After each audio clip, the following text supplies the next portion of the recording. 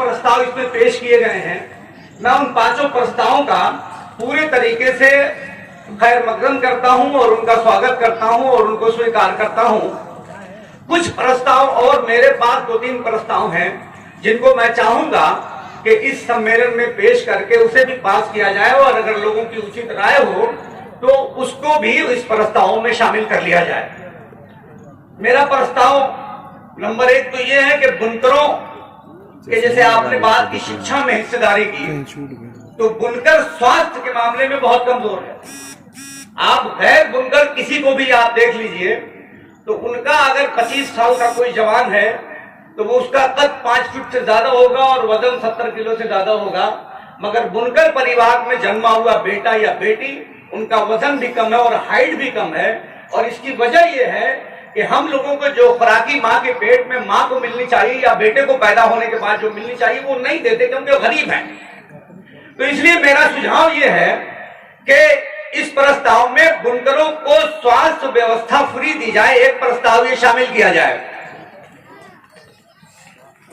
दूसरा मेरा प्रस्ताव यह है कि बुनकरों की आमदनी बहुत कम है।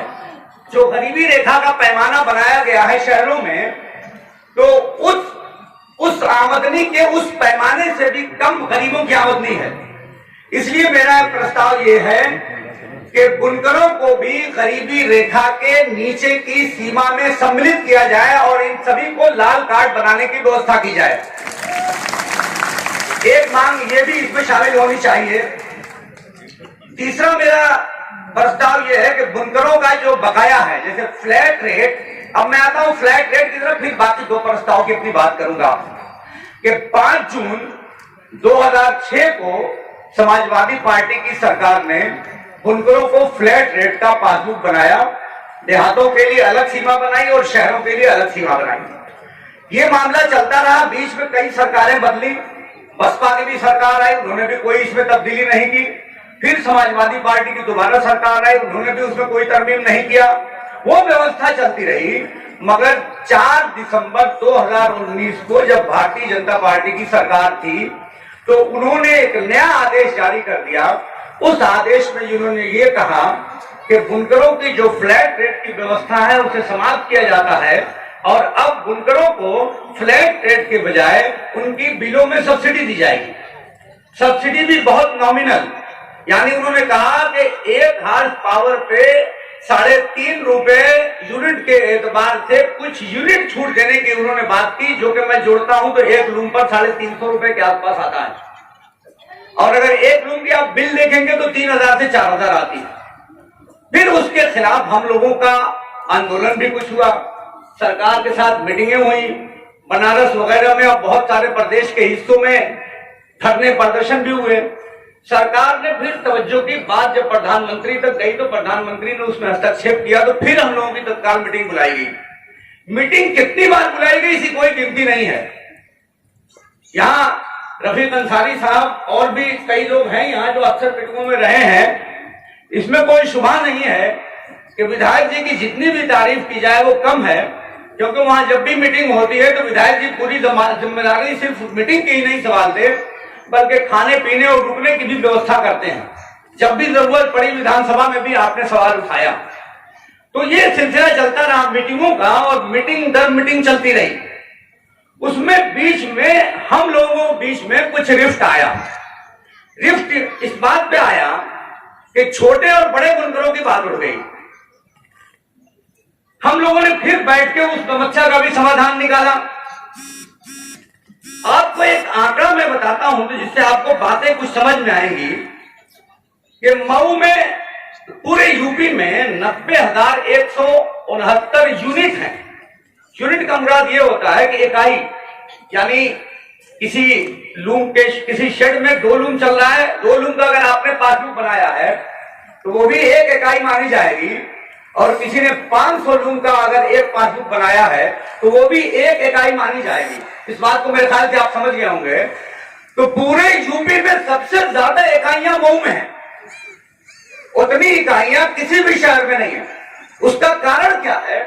उसका कारण यह है कि यहाँ की इकाइयां छोटी हैं, 1 लूम, 2 लूम, 3 लूम, इससे बड़ी इकाइयां नहीं है। तो इसलिए हमारे वहां पावर लूम हमसे ज्यादा मेरठ में है। हमसे ज्यादा शायद टाटा में भी होगा, मगर संख्या इकाइयों की हमारे वहां ज्यादा है, क्योंकि हमारे वहां ये इकाइयां एक एक दो दो लूम की हैं। तो कुल इकाइयां हैं पूरे यूपी में 90,169, जिसमें 0 से 1 किलोवाट तक की इकाई है 24,406। ध्यान से सुनिएगा मेरी बात को। और 1 किलोवाट से 2 किलोवाट तक की इकाइयों की संख्या है 39,957। 2 किलो से 3 किलोवाट तक की इकाइयां हैं 9,167। 3 किलोवाट से 4 किलोवाट तक की इकाइयां हैं 5,280। 4 से 5 किलोवाट तक की इकाइयां हैं 5,356। 5 से 10 किलोवाट तक की इकाइयां हैं 4,174 और 10 किलोवाट से 150 किलोवाट तक की इकाइयां 1,828 है मात्र। यानी कि सबसे ज्यादा जो इकाइयां हैं वो 1 किलोवाट से 2 किलोवाट के बीच में, यानी वही 2 लूम वाली बात आ गई। अब अगर इन पूरी इकाइयों को अगर और मजीद इसका गहन अध्ययन किया जाता है तो हमको ये पता चलता है कि छोटी इकाइयां ही हमारे प्रदेश में ज्यादा हैं, यानी 87,939 इकाइयां ऐसी हैं जिनका लोड 5 किलोवाट 10 किलोवाट के अंदर है, और 10 किलोवाट से लेकर 150 किलोवाट तक की जो इकाइयां हैं उनकी संख्या सिर्फ 1,828 है। मगर मेरा शुरू दिन से ये कहना रहा है कि यही 1,828 इकाइयां जो हैं हमारे बुनकरों की सब्सिडी का 90% हिस्सा खा जाती हैं। 1,828 इकाइयां। इसलिए मेरा विवाद बार बार इसी बात पे होता रहा कि सरकार ने जब ये योजना शुरू की थी तो 150 किलोवाट तक के बुनकरों को इसमें सम्मिलित किया था। मेरे समझ से यही योजना की सबसे बड़ी खराबी थी, क्योंकि इस योजना को अभी तैयब साहब ने बताया कि ये योजना इसलिए लाई गई थी कि जो छोटे और गरीब बुनकर हैं उनको भी बड़े बुनकरों के मुकाबले में या बड़ी इंडस्ट्रीज के मुकाबले में उनको खड़ा रखने के लिए इनको स्पेशल ये सुविधा दी गई थी, ताकि छोटे बुनकरों का माल भी बिजली जब सस्ती पड़ेगी तो वो उस मुकाबले में टिक पाएंगे, अन्यथा वो बड़े बुनकरों के मुकाबले में नहीं टिक पाएंगे। इसलिए ये व्यवस्था शुरू की गई थी। मगर उसमें 150 किलोवाट तक आने के बाद ये व्यवस्था तमाम तरीके से दिक्कत में आ गई और तमाम इसका बड़े बड़े ट्विस्टर और डबलिंग इस तरह की तमाम बड़ी बड़ी फैक्ट्रियां, एक एक फैक्ट्री में 1,000 किलोवाट का कनेक्शन, यानी जितने वाट में आपके पूरे मऊ का लूम चल जाएगा उतने में सब्सिडी एक एक आदमी को सब्सिडी ले लिया उन्होंने, एक एक लोगों ने 1,000 वाट, यानी जितना आप सब लोगों को मिलता होगी सब्सिडी पूरे मऊ के लोगों को उतनी सब्सिडी एक एक फैक्ट्री ने उठाई।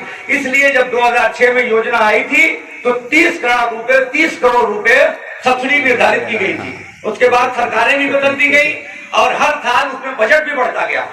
बजट बढ़ते बढ़ते 2022 तक 250 करोड़ रुपए हो गया ये बजट बढ़ाते बढ़ाते, और इस साल सरकार ने सबसे अधिक बजट बढ़ाया है, यानी 95 करोड़ के आसपास बजट बढ़ाया है। अब ये बजट 350 करोड़ के आसपास हो गया।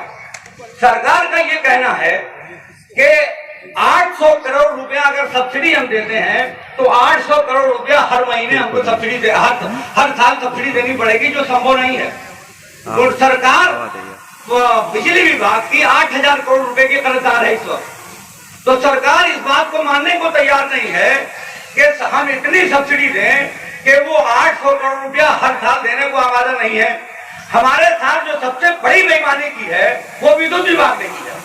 ये जो 800 करोड़ रुपए सालाना चला गया सब्सिडी का अमाउंट, इसमें तो सबसे बड़ा फ्रॉड किया हमारे साथ बिजली विभाग ने किया। जिस पावर लूम की बिल आपकी 500 से 700 रुपए तक आती थी हर साल, 300 से 400 तक आती थी हर साल, उन बिलों को विद्युत विभाग ने बढ़ाना शुरू कर दिया और एक लूम की आपकी बिल 5,000 से कम किसी की नहीं बनाई जाती। और बुनकरों से ये कहा जाता है कि ये पैसा आपको तो देना नहीं है, ये आपको सरकार से लेना है। सरकार के साथ विद्युत विभाग ने इतना बड़ा भ्रष्टाचार किया है कि अगर इनकी ईमानदारी से जांच की जाए तो हजारों करोड़ के इस घोटाले में बिजली विभाग के सारे अधिकारियों को जेल की हवा खानी पड़ेगी।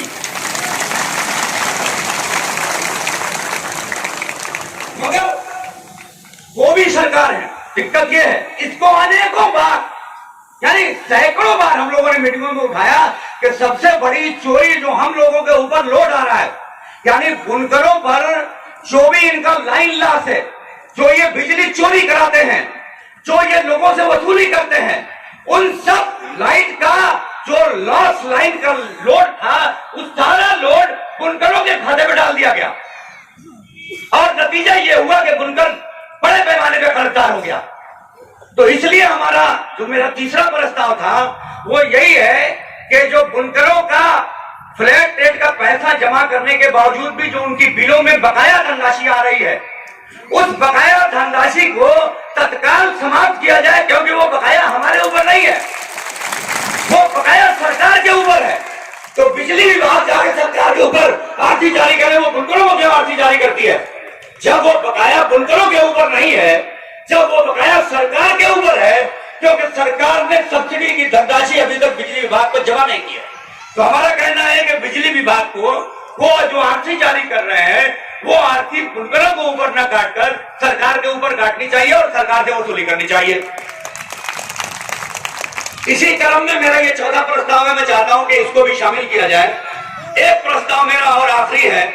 मैं समझता हूं कि शायद मेरी बात कई लोगों को नागवार भी लगे, लेकिन अगर नागवार भी लगेगी तो मुझे माफ करिएगा, क्योंकि सच को समझना, मैं जितनी मीटिंगों में अब तक जा चुका हूं, शायद कोई गया होगा, कम से कम 100 मीटिंगों में गया हूं, अलग अलग अधिकारियों की, नेताओं की, कोई गिनती नहीं है कितनी बार जाना होगा। और 2-2 मंत्री बदल गए, 3-3 प्रमुख सचिव बदल गए और रोज वादे पे वादा हो रहा है। इधर जो आखिरी मीटिंग हुई है, अभी कल एक अधिकारी ने मुझे बताया कि मुख्यमंत्री जी से भी उनकी बात हुई है। तो अब मेरा प्रस्ताव यह है कि अगर सारे लोगों को, यानी 150 किलोवाट तक के बुनकरों को अगर सरकार फ्लैट रेट में विद्युत दे दे तो बहुत अच्छी बात है, लेकिन अगर सरकार किसी भी तरह से खर्च बढ़ाने को 350 करोड़ रुपए से ज्यादा नहीं है, तो मैंने उसको कैलकुलेट किया है, मैंने उसे जोड़ा घटाया है कि 350 करोड़ में जो हमारी संख्या है, उस संख्या में हमारी हिस्सेदारी क्या बन सकती है। तो मैंने विधायक जी जोड़ के ये निकाला है कि अगर 5 किलोवाट तक के बुनकरों को फ्लैट रेट की व्यवस्था दी जाए और 400 रुपया फी लूप अगर उनसे लिया जाए, तो इस अमाउंट में वो पैसा पूरा बढ़ सकता है।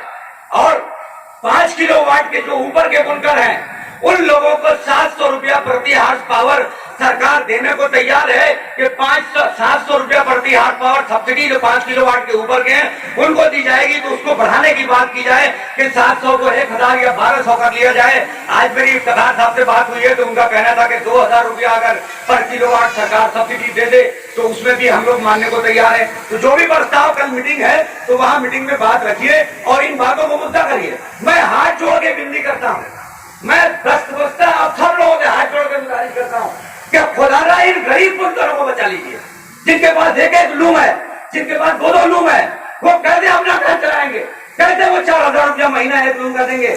सवाल ही नहीं पैदा होता, वो सब मर जाएंगे, लूम मिट जाएगा। इसलिए किसी भी हाल में बड़े बुनकर जिनके पास 100 लूम, 200 लूम, 400 लूम है, बड़ी बड़ी मशीनें हैं, उनके पास कोई कमी नहीं है, उनको कुर्बानी देनी चाहिए और उनको कहना चाहिए कि हमारा भी हो जाए तो बहुत अच्छा है, लेकिन अगर हमारा ना हो सके तो कम से कम गरीब बुनकरों का जरूर हो जाए। मैं मुबारकबाद देता हूँ मऊ के तमाम बड़े लोगों को, तमाम दरी मशीन वालों को। ये शबीर डायमंड जी ने ये उसके सेक्रेटरी हैं, उन्हीं की वजह से हम लोग आज यहाँ आंदोलन सम्मेलन भी कर रहे हैं। मैं उनका भी शुक्रगुजार हूँ। उनके पास 200 हाथ का कनेक्शन है, मगर उन्होंने कहा कि चेयरमैन साहब हम लोगों का खत्म हो जाए भले ही, लेकिन 5 किलोवाट तक के जो छोटे बुनकर हैं उनको किसी भी तरह से रेट करा दीजिए। उधर नूरगली मऊ के जितने भी बड़े सरमाएदार हैं, सब लोगों ने ये बात कही है कि हम लोगों का खत्म हो जाए कोई बात नहीं, मगर गरीब बुनकरों को फ्लैट रेट से बचा के रखिए। तो यही चीज मैं सोचता हूं कि सारे शहर के लोग बोले जैसे मऊ के लोग बोल रहे हैं। तो छोटे बुनकरों की अगर बात हम लोग एक प्लेटफॉर्म से उठाएंगे तो मुझे यकीन है कि 5 किलोवाट 7 किलोवाट तक की हम बात करते हैं, अगर सब लोग सहमत हो जाए तो सरकार मानने को उस बात को तैयार हो जाएगी। मैं इन्हीं बातों के साथ, मेरी बात किसी को बुरी लगी हो तो मेरी बात को माफ करेगा। बहुत बहुत शुक्रिया।